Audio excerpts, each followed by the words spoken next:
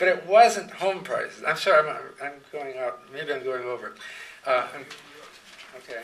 So another question that we ask is, do you agree with the following statement? Real estate is the best investment for long-term holders who can just buy and hold through the ups and downs of the market.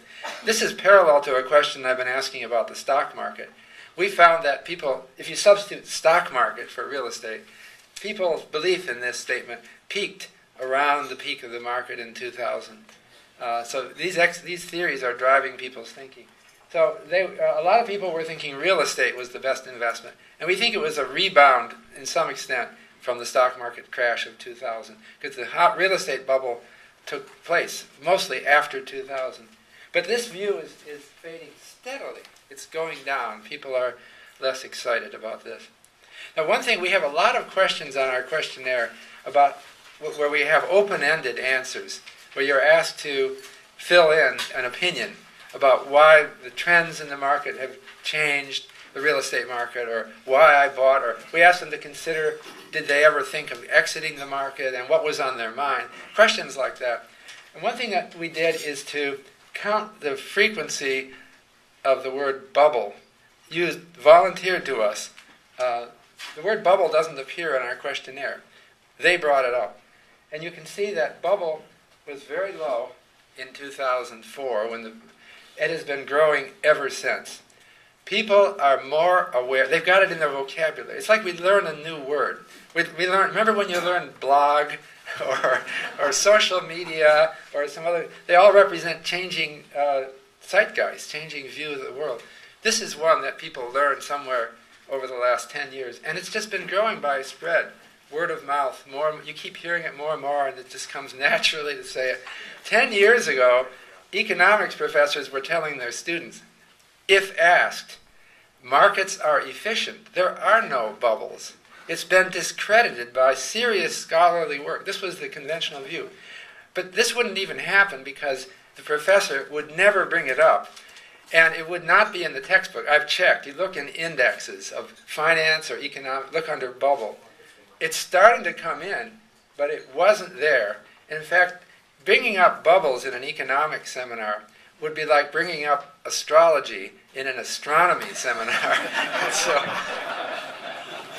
But now it's changing. So this is, I did a word count. I actually did this one back to 1800 too, searching for housing bubble. But I only show it. But there was nobody in the entire 1800 to 1980 ever said the word housing bubble.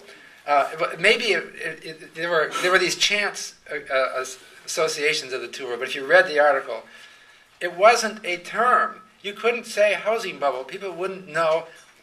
Or they'd say, you mean land bubble or something different? They just didn't have it. That term, it was sputtering around zero, and it took off in 2002. There were fundamental changes in our thinking. 2002 was the year that The Economist, the magazine from London, first started showing plots of price-rental ratios. And I couldn't find any publication that showed them. That's like price-earnings ratio for the housing market. Nobody was interested, and no one thought in those terms. But now you can see how it's just growing. I mean, it's ups and downs, but it seems to be growing linearly. So it's a word, it's like a thought virus. This is what Richard Dawkins called the memes. Words spread. They start from thought leaders, and then more and more people use them, and it kind of filters into your mind subconsciously. The more time you hear bubble, you'll find that you're using it. You'll think you invented the word, maybe. This is what happens. But I'm going back to that big turning point. I'm coming to the end here. I think we'll have questions. That big turning point that I showed you on the traffic of prospective home buyers in 2005. So it seemed like something happened to make us not want to buy houses. And it wasn't anything clear and objective that I can pin down. What was it? If you go back and read the media, I have a couple of things that happened just before the peak. So this was when we were craziest, okay? When home buyer volume was at its peak and where everything was great. And one thing that happened in March of 2005 is David Leray, who was chief economist of the National Association of Realtors, came out with a new book, Are You Missing the Real Estate Boom? And with the subtitle, Why Home Prices and Other Real Estate Investments Will Climb Through the End of the Decade. That's right now, it's the end of the decade. I think that this is you know what happens in a bubble is that it reaches a level of madness, and eventually people revolt, and they start making nasty jokes about it. It becomes suddenly an embarrassment. And I just have a few Amazon.com remarks that were put on about Mr. Leray. He's not that bad, by the way. I don't think he should go to jail, as someone suggests. But he is I think he has to wait until the dust clears before he comes out with his next book. This is Consumer Reports. Again, this is right just before the peak in the market. And of course, they have a special issue on homes, because everyone's interested in homes. They're all making so much money. This is the end of the bubble. This is when the last fools come in. You know, it's a greater fool thing. And so this is when everybody was into it. So magazines like Consumer Reports decided to come out with special issues on the housing market. I have to give them credit. This is my subscription.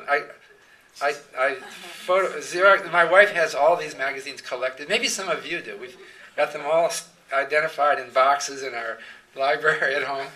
And I picked this one out, found it. And I give them credit. They feel like they have to come down to advice and what to do. So if you read this, you can read the quote. Despite years of warnings from some economists, the boom hasn't ended.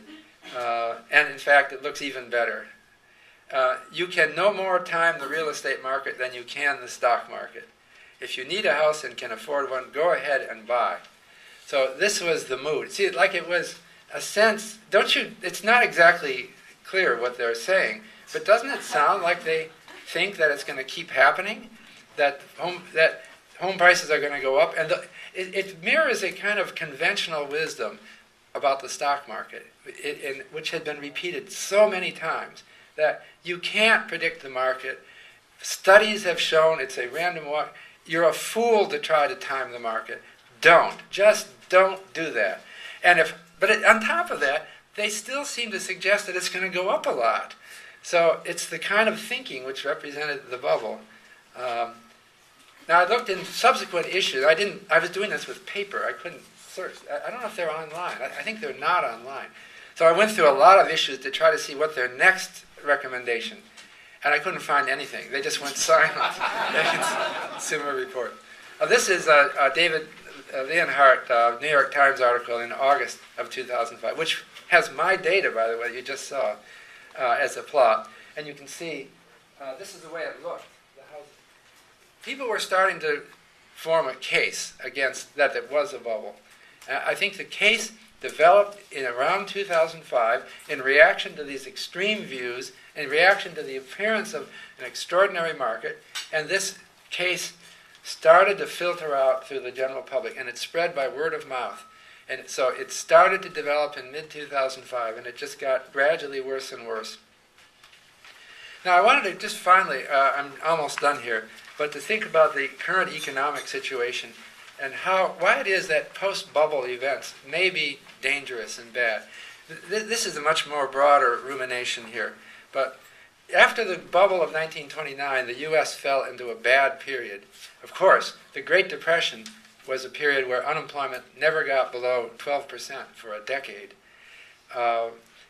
And I'm worried that we will have this is my double dip worry, that we will have this same sort of weakness going forward. And